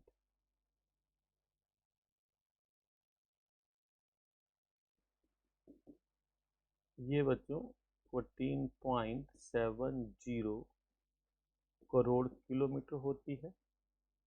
यानी कि पेरिहीलियन और एपीहीलियन की बच्चों 15.20 करोड़ किलोमीटर होती है। तो ये स्टेटमेंट गलत हो गया। आप इस तरह से इसका आंसर केवल 2 होगा, 2 स्टेटमेंट सही होंगे, 2 और 3। देन फिर बच्चों हम लोग आगे बढ़ते हैं, 27 पर पहुंचते हैं। पृथ्वी कुसुमा बजट के संबंध में निम्नलिखित डेटा बिंदुओं पर विचार कीजिए। एल्बिडो पृथ्वी के एल्बिडो में लगभग 35 इकाइयां विकिरण अंतरिक्ष में वापस हो जाती हैं, जो ज्यादातर बादलों और बर्फ से। एकदम सही बात है बच्चों, ये पूछा जाता है अर्थ का एल्बिडो कितना, पृथ्वी का एल्बिडो कितना, ध्यान रखिएगा आप लोग। देन वायुमंडल बाहर से आने वाली लंबी तरंगों वाले स्थलीय विकिरण की तुलना में आने वाले लघु सौर विकिरण द्वारा अधिक गर्म होती है। एकदम गलत बात है। जो सूर्य से किरणें आ रही होती हैं वे वायुमंडल को गर्म करने में ज़्यादा भूमिका नहीं निभाते। मेन कौन निभाता है बच्चों? Terrestrial radiation. तो स्टेटमेंट 2 गलत है। संवहन के माध्यम से महसूस होने वाली ऊष्मा 9 इकाइयों की तुलना में संघनन की गुप्त ऊष्मा वायुमंडलीय तापन में अधिक योगदान देते। बिल्कुल सही बात है। 1 और 3 स्टेटमेंट सही है बच्चों, इसको आप लोग ध्यान रखिएगा। Correct, C is a correct answer. Then फिर 28, निम्नलिखित में कौन सी स्थितियां सतह के व्युत्क्रमण के लिए जिम्मेदार होती हैं बच्चों? साफ आसमान के साथ सर्दियों की लंबी रातें। एकदम सही बात है। वायु परतों के मिश्रण को बढ़ावा देने वाले उच्च वायु वेग। एकदम गलत है बच्चों, एकदम शांत वायु चाहिए। Statement 2 is wrong. नंबर 3, वायु अपवाह एयर ड्रेनेज के कारण घाटी के तल में ठंडी घनी हवा का संचय। एकदम नंबर 3 सही। और बच्चों स्थलीय नंबर 4, स्थलीय विकिरण को रोकने के लिए बादलों की घनी परत की उपस्थिति। एकदम ये भी गलत है बच्चों, एकदम क्लियर स्काई रहना चाहिए। तो 1 और 3 इज करेक्ट आंसर। याद रहेगा बच्चों, 28 नंबर इज करेक्ट, 28 का B is correct answer. Then 29, पवन को प्रभावित करने वाले बलों के संबंध में निम्नलिखित युग्मों पर विचार कीजिए। दाब प्रवणता, कोरियोलिस बल, घर्षण, भू विक्षेपी बल। ये सब टेक्निकल बातें मैं उम्मीद करता हूँ आप लोगों ने जरूर पढ़ी होगी बच्चों। ये कई बार पूछे जाते हैं, समझने में महत्वपूर्ण भूमिका होती है। दाब प्रवणता बल यानी जिससे दाब में अंतर आता है। तो बच्चों यहाँ पर पहला जो है एकदम सही है, डेफिनेशन जो है, दाब प्रवणता बल समदाब रेखाओं के लंबवत कार्य करता है जबकि पवन गति निर्धारित करता है। बिल्कुल सही बात है। प्रारंभिक पवन गति निर्धारित करता है, यानी कि जितना दाब में अंतर होगा पवन उतनी ही तेज चलती है। कोरियोलिस बल उत्तरी गोलार्ध में पवन को बाईं ओर विक्षेपित करता है। उत्तरी गोलार्ध में बाईं नहीं दाईं ओर करता है, याद रहेगा। देन बच्चों घर्षण, भूमि की तुलना में पृथ्वी की सतह पर इसका प्रभाव नगण्य होता है। भूमि की तुलना में समुद्र की सतह पर इसका प्रभाव नगण्य होता है। बिल्कुल सही बात है, समुद्र कहीं ऑब्स्टेकल होता ही नहीं बच्चों, चलती रहती है हवा। एंड भूक्षेपी, ये भी गलत है, ये भी बच्चों गलत है, यानी कि आंसर होगा इसका बी। 2 युग्म सही हैं, 1 और 3, याद रहेगा बच्चों, 1 और 3 सही हैं। देन फिर आगे बढ़ते हैं बच्चों 30 में, उष्णकटिबंधीय अभिसरण क्षेत्र निम्न दबाव और तीव्र संवहन द्वारा पहचाना जाता है। ITC-Z एक स्थिर पट्टी है जो पूरे वर्ष ठीक 0 डिग्री अक्षांश पर स्थित होती है। सोचिए बच्चों, ITC-Z शिफ्टिंग होता है बच्चों यहाँ से यहाँ, यानी कि हिंद महासागर में तो ये स्थिति है कि 0 डिग्री से nearly 30 degree north Gangetic plain पर आके डोमिनेट कर जाती है। 28, 29, 30 डिग्री नॉर्थ पर आ जाती है। तो ये शिफ्ट होती रहती है बच्चों, एक जगह स्थिर नहीं रहती। तो गलत हो गया, आंसर होगा सी। सी इज ए करेक्ट आंसर, यानी कि 1 सही है और 2 स्टेटमेंट गलत है। देन 31, वायु राशियां और वाताग्रों के संबंध में निम्नलिखित कथनों पर विचार कीजिए। समुद्री उष्णकटिबंधीय वायु राशियां उष्णकटिबंधीय क्षेत्रों के लिए नमी का प्राथमिक स्रोत होती है। एमटी यानी कि मेरीन टाइम ट्रॉपिकल बच्चों, जो ओशन पर पैदा होती हैं, बड़ी मात्रा में नमी को ले लेती हैं और नमी को लेकर फिर ये महाद्वीपों की ओर चलती हैं तो खूब बारिश करती हैं। तो स्टेटमेंट एकदम सही है। 2, एक अधिविष्ट वाताग्र तब बनता है जब एक गर्म वाताग्र एक ठंडे वाताग्र से आगे निकल जाता है, जिससे ठंडी हवा ऊपर की ओर धकेल दी जाती है। Statement 2 is wrong. देन बरही उष्णकटिबंधीय चक्रवात एक्स्ट्रा ट्रॉपिकल साइक्लोन ध्रुवी वाताग्रों के साथ बनते हैं और आमतौर पर पश्चिम से पूर्व की ओर चलते हैं। ये बात एकदम सही है। एक्स्ट्रा ट्रॉपिकल साइक्लोन का मतलब टेम्परेट साइक्लोन, ध्यान रखना बच्चों। टेम्परेट साइक्लोन को एक्स्ट्रा ट्रॉपिकल साइक्लोन या बही उष्णकटिबंधीय भी बोला जाता है। तो स्टेटमेंट इसमें 2 सही हैं, 1 और 3 सही स्टेटमेंट हैं, 4 भी गलत है बच्चों। वाताग्र जनन से तात्पर्य वाताग्र के विलीन होने तथा क्षय होने की प्रक्रिया से, क्षय होने की प्रक्रिया से, यानी कि क्या कह रहा है, वाताग्र जनन फ्रंटोजिनेसिस, जिनेसिस नहीं होता बच्चों, लाइसिस होता है, फ्रंटोलाइसिस यानी कि नष्ट हो जाना। तो ये स्टेटमेंट गलत हो गया। तो यहाँ पे केवल 2 सही है, ध्यान रखिएगा आप लोग। देन फिर बच्चों आगे बढ़ते हैं, वायुमंडलीय 32 हो जाएगा। निम्नलिखित में कौन से उष्णकटिबंधीय चक्रवातों की अनूठी विशेषताएं हैं जो उन्हें बहिर उष्णकटिबंधीय चक्रवातों से अलग करती हैं, यानी कि ट्रॉपिकल साइक्लोन टेम्परेट साइक्लोन से कैसे अलग होता है। तो बच्चों यहाँ पर वे मुख्य रूप से संचलन की गुप्त उष्मा से प्राप्त करते, बिल्कुल सही बात है बच्चों। जो ट्रॉपिकल साइक्लोन होते हैं, संचलन उष्मा जो मिलती है वो अलग है, उनकी संचलन से संचालित गुप्त उष्मा जो मिलती है उससे संचालित होती है। फिर इनमें गर्म और ठंडी हवा के बीच एक सुस्पष्ट वाताग्र प्रणाली होती है, ऐसा है ही नहीं बच्चों। ट्रॉपिकल साइक्लोन में कोई भी वाताग्र सिस्टम की बात है ही नहीं, तो स्टेटमेंट गलत हो गया। वे केवल महासागरों के ऊपर उत्पन्न होते हैं जहां समुद्र की सतह का तापमान, बिल्कुल ट्रॉपिकल साइक्लोन बच्चों हमेशा गर्म सागरों पर उत्पन्न होते हैं। नंबर 4, ये उस कटिबंध में पूर्व से पश्चिम की ओर चलते हैं, बिल्कुल सही बात है। ट्रॉपिकल साइक्लोन बच्चों पूर्व से पश्चिम की ओर चलते हैं। तो इसमें 3 स्टेटमेंट सही हैं, 1, 3 और 4। 1, 3 और 4 सही है, इसको आप लोग ध्यान रखिएगा। देन फिर अगला है बच्चों, वायुमंडलीय महासागरीय अंतःक्रियाओं के संबंध में निम्नलिखित पर विचार कीजिए।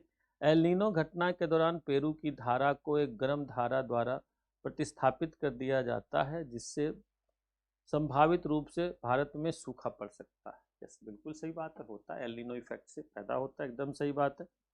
कैटाबेटिक पौने रात के समय पर्वत ढलानों के ठंडा होने के कारण चलती, जिससे घनी हवा घाटियों में उतरती है, बिल्कुल सही बात है, यानी कि स्टेटमेंट 2 एकदम सही है। लू उत्तरी भारत में चलने वाले एक स्थानीय पवन है जो मुख्य रूप से संवहन की प्रक्रिया के कारण चलती है, बिल्कुल बच्चों, लू आजकल महसूस करने लग रहे होंगे, दोपहर को कितनी तेज चलती है ना।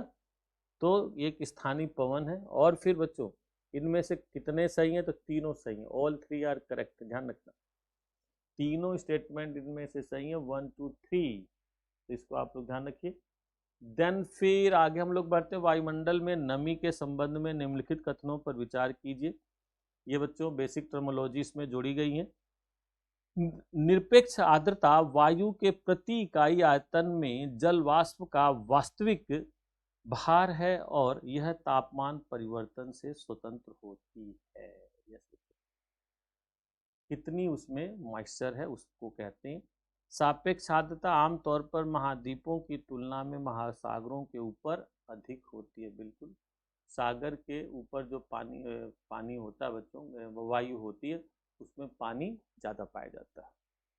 फिर उष्मांक वह तापमान है जिस पर वायु का दिया हुआ नमूना संतृप्त हो जाता है, बिल्कुल सही बात है। एंड लास्ट डी, जब उष्मांक हिमांक के नीचे होता है तो नमी ओस के बजाय पाले के रूप में बदल जाती है, बिल्कुल सही बात है। तो चारों स्टेटमेंट सही है बच्चों, 34 का चारों ऑल 4 आर करेक्ट, ठीक है।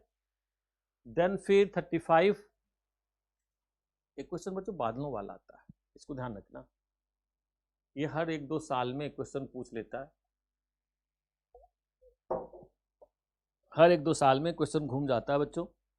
तो इसमें चारों युग में एकदम मैच कर रहे हैं, पछाब, कपासी, स्तरी और वर्षा बादल, जो करेक्टर सामने दिया है, विशेषता दिया है कि सारा वो एक दूसरे से सब मैच करता है। तो इसका आंसर हो जाएगा डी, याद रहेगा बच्चों, इसका आंसर डी होगा।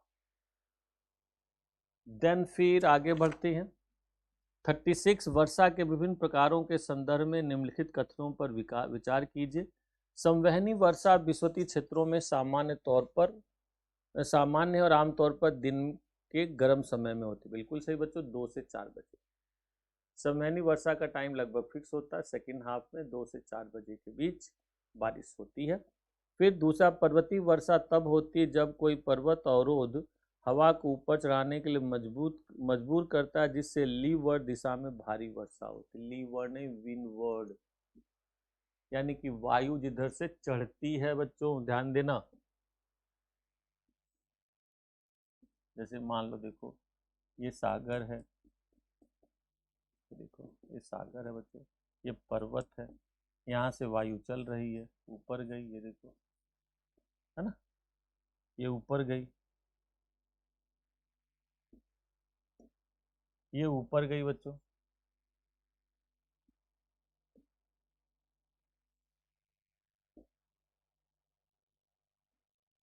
ये जब ऊपर गई तो जिस साइड में वायु ऊपर चढ़ती है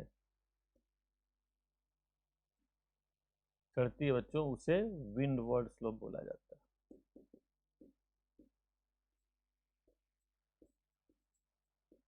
विंडवर्ड स्लोप, इस पर ये देखो चढ़ती है, बारिश होती है, ठंडी होती है, खूब बारिश होती है, ये लीवर्ड स्लोप है, जो वृष्टि छाया क्षेत्र है बच्चों, यानी अपोजिट वाला लीवर्ड स्लोप। यहाँ पे बच्चों बारिश नहीं होती, बहुत कम होती, नेग्लिजिबल। ठीक है, जैसे बॉम्बे और पुणे इंडिया में, तो इसको ध्यान रखना। चक्रवाती वर्षा एक वाताग्र के साथ गर्म और ठंडी वायु राशियों के मिलने से होती, बिल्कुल सही बात है, इसका ये भी सही है। और चौथा जो है बच्चों, चौथा जो है वृष्टि छाया क्षेत्र संवहनी वर्षा व्यवस्थाओं का एक विशिष्ट विशेषता है, ये भी गलत है। तो आंसर इसका 1 और 3 होगा, आप लोग ध्यान रखिएगा बच्चों, 1 और 3, बाकी ये 2 गलत है। क्लियर? तो इसका आंसर क्या हो जाएगा? 1 और 3।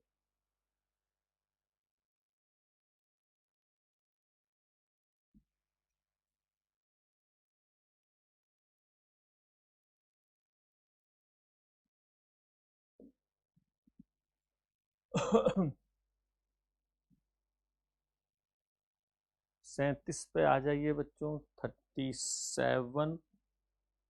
कोपेन जलवायु के वर्गीकरण योजना के संबंध में निम्नलिखित पर विचार कीजिए। यह वर्गीकरण मुख्य रूप से वनस्पति वितरण और जलवायु के बीच संबंधों पर आधारित है, बिल्कुल सही बात है। इसलिए उन्होंने कहा कि vegetations are the best representative of climate, यानी किसी भी क्षेत्र में पाई जाने वाली वनस्पतियां उस क्षेत्र की जलवायु का सबसे अच्छा प्रतिनिधित्व करती हैं, यानी कि पता चलता है। एक सही स्टेटमेंट है बच्चों। समूह ए जलवायु विशेषता यह है कि सबसे ठंडे महीने का औसत तापमान 18 डिग्री सेल्सियस या उससे अधिक होता है, बिल्कुल सही बात है। वर्गीकरण में छोटा अक्षर एस जो है वो ड्राई समर, यस बच्चों, एस मतलब समर ड्राई, डब्ल्यू मतलब विंटर ड्राई, है ना, तो ये दर्शाता है, बिल्कुल सही बात है। भूमध्य सागरीय जलवायु की विशेषता गर्म और शुष्क ग्रीष्मकाल और गर्मी, एकदम सही बात है। चारों स्टेटमेंट सही है बच्चों, एकदम चारों के चारों सही हैं, तो आप लोग ध्यान रख सकते हैं। देन फिर अगला क्वेश्चन आता है बच्चों, टुंडा जलवायु में उपमृदा स्थायी रूप से जमी रहती है जिससे परमाफ्रोस्ट के रूप में जाना जाता है। टुंडा जलवायु, ध्यान रखना, स्टेटमेंट 1। फिर टुंडा क्षेत्र में विकास की अवधि बहुत कम होती जिससे केवल काई और लाइकेन जैसे, एकदम बिल्कुल बात सही है बच्चों, ये भी सही है, पर दोनों अलग अलग हैं, तो इसका आंसर होगा बी। किसी का इसी दूसरे से मतलब उतना नहीं है, तो बच्चों यहाँ पर ध्यान रखना, इसका आंसर बी, यानी एक भी सही है, 2 भी सही है, परंतु एग्जैक्ट रिलेशन नहीं है दोनों में। जलवायु 39 बच्चों, जलवायु परिवर्तन के निम्नलिखित कारणों की चर्चा कीजिए। मिलानकोविच दोलन पृथ्वी की अच्छी विशेषताओं और अच्छी झुकाव का चक्र है, बिल्कुल सही बात है। मिलानकोविच बच्चों रूस के एक बड़े फेमस जोग्राफर थे जिन्होंने बात कही कि जलवायु परिवर्तन समय समय पर होता है जब अर्थ और सूरज के ऑर्बिट में चेंजेज आते हैं। कक्षा में परिवर्तन होते हैं या अक्ष में परिवर्तन होता है? अक्ष में बच्चों, जैसे इस समय पृथ्वी 23.5 डिग्री पर झुकी हुई है, कल्पना करिए ये ऐसे हो जाए तो क्या होगा? जलवायु बदल जाएगी। फिर उन्होंने कहा जो पृथ्वी सूर्य के चारों ओर घूमती है उसका कक्षा परिवर्तन हो जाए, नजदीक आ जाए, दूर चली जाए तो भी। तो ये बात एकदम जो अक्षी झुकाव का चक्र है। फिर बच्चों ज्वालामुखी क्रिया, कक्षी विशेषताओं, अच्छा फिर इसमें आ गया बच्चों ज्वालामुखी क्रियाओं, एरोसोल का उत्सर्जन जिससे वैश्विक तापमान को स्थायी गिरावट आती है, धूल ज़्यादा हो जाए बच्चों तो गिरावट आ जाती है। और फिर सौर कलंक, सूर्य पर काले धब्बे जिसकी वृद्धि ठंडे और नम मौसम से जुड़ी, एकदम गलत बात है। मानव जनित जीवाश्म, मानव जनित जीवाश्म जीवाश्म इंजन दहन के कारण ग्रीन हाउस गैसों की बढ़ती सांद्रता, ये भी जलवायु परिवर्तन के लिए जिम्मेदार है। ये ध्यान रखना बच्चों, जलवायु परिवर्तन के लिए मानव की जो क्रियाएं हैं उसमें 2 ही जिम्मेदार जलवायु परिवर्तन के लिए विशेष रूप से जो जिम्मेदार आपको दिखाई देते हैं उसमें एक तो मानव जनित है और ज्वालामुखी है। मिल्कॉनविच की जो बात कही गई शुरू में वो बाद में रिजेक्ट हो गई, लोगों ने कहा नहीं ऐसा कोई प्रमाण नहीं है, बेकार की बात है, तो बहुत ज़्यादा बच्चों इसे प्रमाणित नहीं है, तो गलत है। 40 नंबर जब हम चलते हैं बच्चों 39 हो गया, ये वाला जो क्वेश्चन है 39 का आंसर हो गया बच्चों आपका बिफोर बॉम्बे। अब आ गया 40 में जब हम लोग देखते हैं तो यहाँ पर ग्रीन हाउस गैसों के संबंध में निम्नलिखित में कौन सा ऑब्लिक से कथन सही है, ये ध्यान रखना बच्चों। तो कार्बन डाइऑक्साइड सबसे प्रचुर मात्रा में पाई जाने वाली ग्रीन गैस है, बिल्कुल सही बात है। फिर दूसरा बच्चों ओजोन क्षोभ मंडल में ग्रीन हाउस गैस है लेकिन समताप मंडल में सुरक्षात्मक कवच है, एकदम सही बात है। क्योटो प्रोटोकॉल विशेष रूप से ओजोन परत के क्षरण से संबंधित नहीं है बच्चों, ये है आपके कार्बन उत्सर्जन से। मॉन्ट्रियल प्रोटोकॉल जो है वो ओजोन और वो जो है बच्चों CFC उनके लिए जिम्मेदार है, ध्यान रखना। ये क्योटो प्रोटोकॉल CO2 से जुड़ा हुआ है, तो ये गलत हो गया। तो 3 सही हैं, 1, 2 और 4 बच्चों, 1, 2 और 4 ये 3 स्टेटमेंट यहाँ पर 40 के सही हैं। तो आंसर हो गया आपका बिफोर बॉम्बे। देन फिर 41 वर्षण प्रेसिपिटेशन के वैश्विक वितरण के संबंध में निम्नलिखित कथनों पर विचार कीजिए। वर्षा आमतौर पर भूमध्य रेखा से ध्रुवों की ओर कम होती जाती है, बिल्कुल सही बात है। पछुआ पवनों में महाद्वीपों के पश्चिमी किनारे पूर्वी किनारों की तुलना में अधिक वर्षा प्राप्त करते हैं, एकदम सही बात है बच्चों। मॉनसूनी क्षेत्र में तटीय इलाकों को मध्यम वर्षा, मध्यम नहीं हाईएस्ट, सबसे ज़्यादा बच्चों मॉनसूनी में किनारों पर होती है, जैसे अपने यहाँ बंगाल, असम है ना, इन सब क्षेत्रों में ध्यान रखना। तो इसका मतलब ये है बच्चों कि स्टेटमेंट 3 जो है गलत है, केवल 1 और 2 स्टेटमेंट यहाँ पर सही है। आंसर इज ए, ध्यान रखना। देन फिर 42 महासागरों के तल के विभाजन के संबंध में निम्नलिखित कथनों पर विचार कीजिए। महाद्वीपीय शेल्फ महाद्वीपों का सबसे उथला हिस्सा है और इसके अवसादी निक्षेप जीवाश्म ईंधन का एक महत्वपूर्ण स्रोत है। महाद्वीपीय ढाल यानी कि महाद्वीपों में महाद्वीपीय जो शेल्फ है बच्चों, महाद्वीपीय मंडल एकदम उथला भाग होता है, एकदम सही बात है। और यहाँ पर पेट्रोलियम बहुत मिलती है। महाद्वीपीय ढाल महाद्वीपीय भूभाग का वास्तविक भूवैज्ञानिक अंत को चिन्हित करता है, एकदम सही बात है। और कैनियंस वगैरह मिलते हैं। गहरे समुद्री मैदान पृथ्वी के सबसे समतल क्षेत्र हैं जो मुख्य रूप से मोटे दाने वाले हिमनद मलबे से ढके होते हैं। हिमनद यहाँ कहाँ मिलेगा भैया? हाँ, हिमनद तो अक्सर बच्चों टूटते हैं, कुछ देर बाद पिघल उगल जाते हैं। तो ये यहाँ पे स्टेटमेंट जो है 3 गलत है, 4 फिर सही है बच्चों। महासागरीय गर्त, सक्रिय प्लेट संचलन, ये सब एकदम सही है। तो 3 स्टेटमेंट इसमें से ये पूछ रहा कितने सही हैं, तो 3 सही हैं, यानी कि 1, 2 और 4 सही है। इनको आप लोग ध्यान रखिएगा। देन फिर बच्चों हम लोग आगे बढ़ते हैं। जब आगे बढ़ते हैं तो 43 गुयोट नुकीले शिखर वाले ज्वालामुखी पर्वत नुकीले नहीं फ्लैट होते, ध्यान रखना। फ्लैट सी माउंट होता है नुकीला, यानी पानी में डूबी हुई छोटी पहाड़ियाँ सी माउंट, और जब सी माउंट फ्लैट होता है तो गुयोट कहते हैं। तो पहला स्टेटमेंट गलत हो गया। समुद्री पर्वत ये तो सही है बच्चों, स्टेटमेंट 2। एटॉल ये भी सही है, और मध्य महासागरीय कटक ये भी सही है, यानी कि 3 स्टेटमेंट इसमें सही है। तो आंसर आपका हो जाएगा सी, ध्यान रखना बच्चों, इसका आंसर हो जाएगा सी। देन देन बच्चों 44 महासागरीय जल में तापमान के ऊर्ध्वाधर वितरण के संदर्भ में निम्नलिखित पर विचार कीजिए। इसमें बच्चों चारों के चारों स्टेटमेंट सही हैं, इसमें चारों के चारों स्टेटमेंट सही हैं। इसको आप लोग एक बार ध्यान से देखेंगे तो अपने आप बहुत सावधानी से हमने आंसर फ्रेम किया है। ये थर्मोक्लाइन एक सीमा क्षेत्र है जहां गहराई बढ़ने के साथ तापमान तेजी से घटता है, बिल्कुल।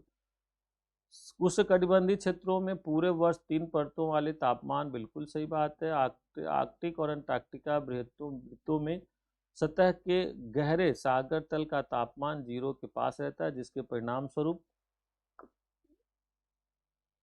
एकल प्रसंरचना पाई जाती है। और स्टेटमेंट 4 यानी 1, 2 and 3, 4 all are correct. This is a D answer, D is a correct answer बच्चों। देन फिर आफ्टर आते हैं 45। अरब सागर में आमतौर पर बंगाल की खाड़ी की तुलना में अधिक लवणता दर्ज की जाती है। अरब सागर में वाष्पीकरण अधिक होता और बंगाल की खाड़ी में नदियों से मीठे पानी का प्रवाह। बिल्कुल सही बात है, एकदम सही बात है बच्चों कि बंगाल की खाड़ी में गंगा ब्रह्मपुत्र जैसी बड़ी नदियां आके गिरती हैं, सो लवणता इसकी कम पाई जाती है। 30 मुश्किल से बच्चों 30 ग्राम पर 1000, तो वहीं अरेबियन सी का 35, 36 पर 1000, जबकि दोनों सेम लैटिट्यूड पर है। तो 45 इसका आंसर बच्चों ए हो जाएगा, एक्सप्लेन कर देगा। देन फिर आगे बढ़ते हैं 45 के बाद बच्चों 46 जल विज्ञान के संबंध में हाइड्रोलॉजिकल साइकिल के संबंध में निम्नलिखित कथनों पर विचार कीजिए। महासागरों में पृथ्वी की कुल जलापूर्ति का लगभग 71% महासागरों में पृथ्वी की कुल जलापूर्ति का लगभग 71% हिस्सा है। सोच बच्चा, ऐसा है क्या महासागरों में?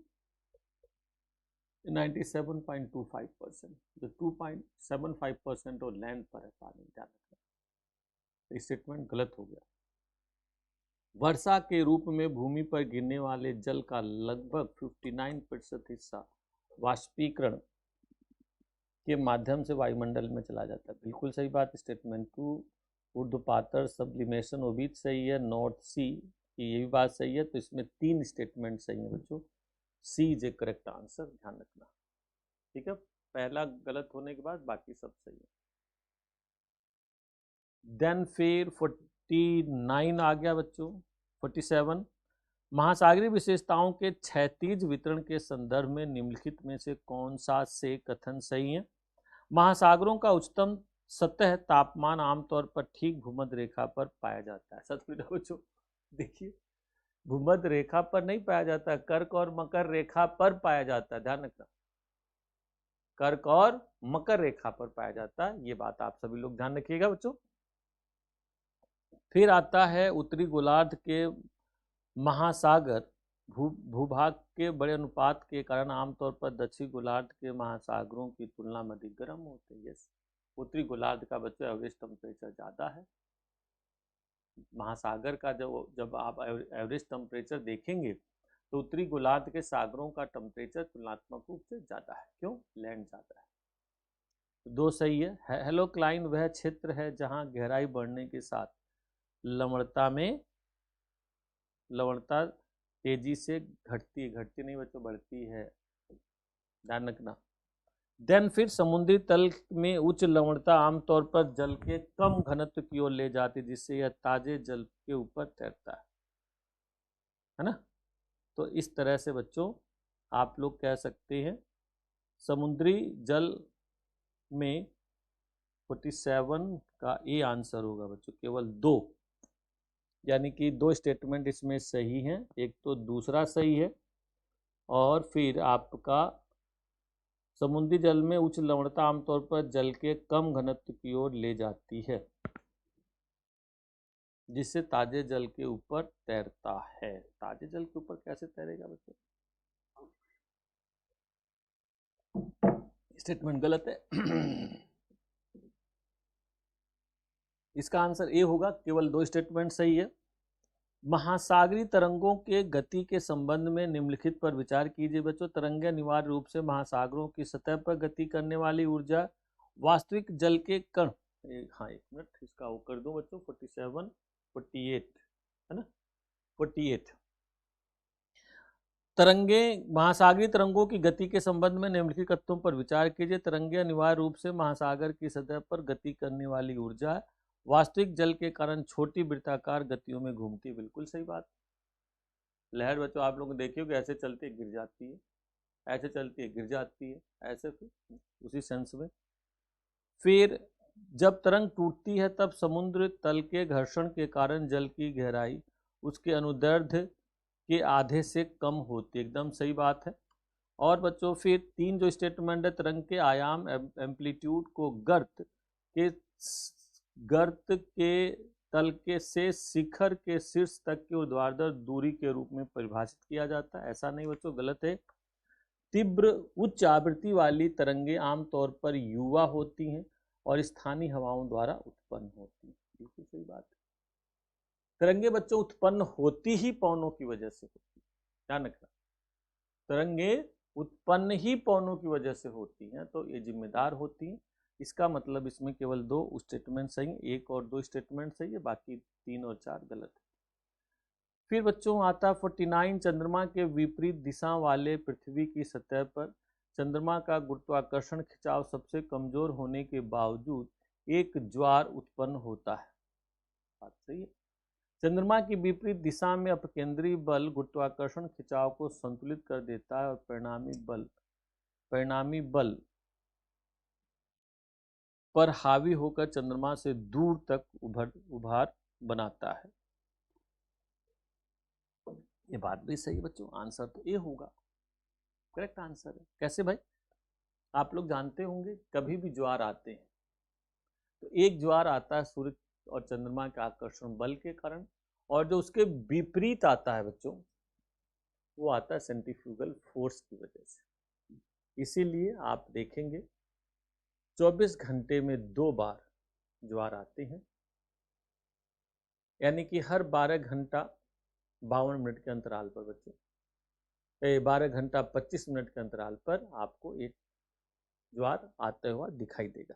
ठीक है, तो एक जो ज्वार होता है वो आकर्षण बल के कारण और दूसरा सेंट्रीफ्यूगल फोर्स की वजह से।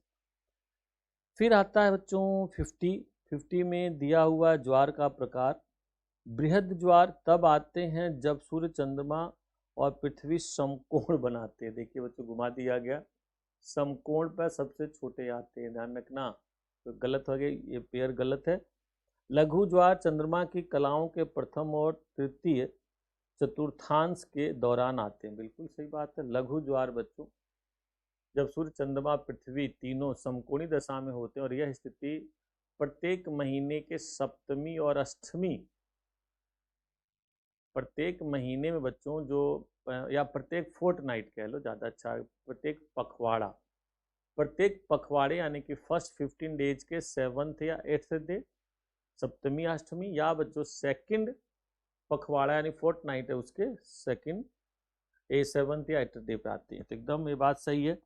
उपभू ज्वार तब आते हैं जब चंद्रमा पृथ्वी से अपने दूरी सबसे दूरी, ये भी गलत बात है बच्चों, तो बल कम लगेगा ना, गलत कहानी हो जाएगी। अर्धजैनिक ज्वार प्रतिदिन समान ऊंचाई के 2 बार आते हैं। बिल्कुल सही बात है। तो आप यहाँ पे कह सकते हैं 2 पेयर सही हैं, दूसरा और चौथा।